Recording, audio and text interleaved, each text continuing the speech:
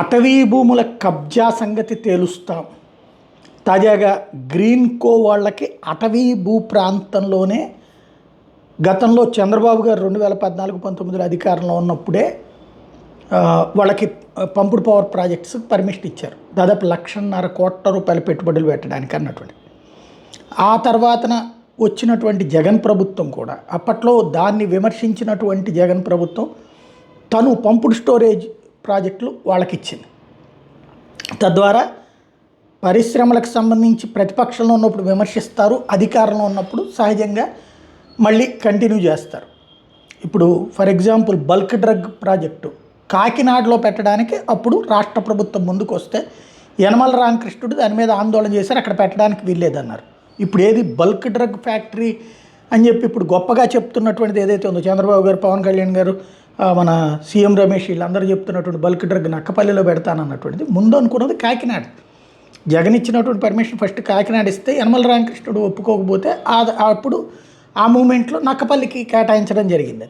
అది అప్పుడు జరిగినటువంటిదే. అట్లాగే ఇప్పుడు చెప్తున్నటువంటిది ఏదైతే 1,80,000 కోట్ల రూపాయలు పెడతానంటున్నటువంటి ఎన్టీపీసీకి సంబంధించింది కూడా జగన్ టైంలోనే ఓకే అయినటువంటి వాటిని తర్వాత కొనసాగించింది బాబు ప్రభుత్వం కూడా. కాకపోతే మాదేనని చెప్తారు, ఇది సహజంగా జరిగేది. ఇప్పుడు ఇది వాస్తవంగా గ్రీన్ కో అయితే తెలుగుదేశం హయాంలోనే వచ్చిందని అప్పట్లో వైసీపీ విమర్శించి తర్వాత కొనసాగించినటువంటి పరిస్థితి.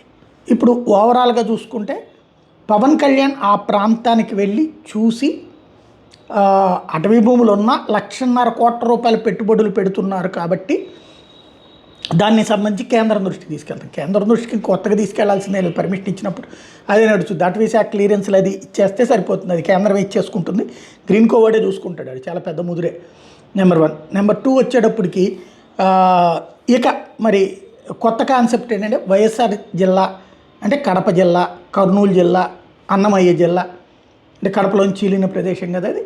కాబట్టి ఆ జిల్లాలలోని అటవీ భూములు వైఎస్ఆర్ కాంగ్రెస్ పార్టీ వాళ్ళు కబ్జా చేశారు. లైక్ మన సజ్జల సోదరులు అన్నారు కదా, అట్లాగా అలాంటి వాటి మీద దర్యాప్తుగా ఆదేశిస్తాం, వాటి లెక్కలు తేలుస్తాం. అది తేల్చాలని ప్రజలు కూడా కోరుతున్నారు. చాలా చోట్లన అది అటవీ భూమో తెలియదు, రెవెన్యూ భూమో తెలియదు. అటవీ భూమికి రెవెన్యూ వాడు ఇది ఇచ్చేస్తారు పట్టాలు, లేదా రెవెన్యూ వాళ్ళు మా భూమి ఎట్లా అని చెప్పేసి అటవీ శాఖ గొడవ చేస్తుంటుంది. అటవీ శాఖ వాళ్ళు క్లెయిమ్ చేసే భూమి అటవీ శాఖ అది కాదని చెప్పి ఇప్పుడు ఇదే సజ్జలకి సంబంధించినటువంటి దాంట్లో అదే ఇష్యూస్ కూడా నడుస్తున్నాయి, కోర్టుల దాకా వెళ్ళినటువంటి సందర్భం. కాబట్టి అదేదో తేల్చి పరిష్కరిస్తే శాశ్వతంగా సమస్య పరిష్కారమైనటువంటిది. వైసీపీ వాళ్ళది ఏదైనా ఉంటే లాగేసుకున్నా కూడా తప్పేం లేదు.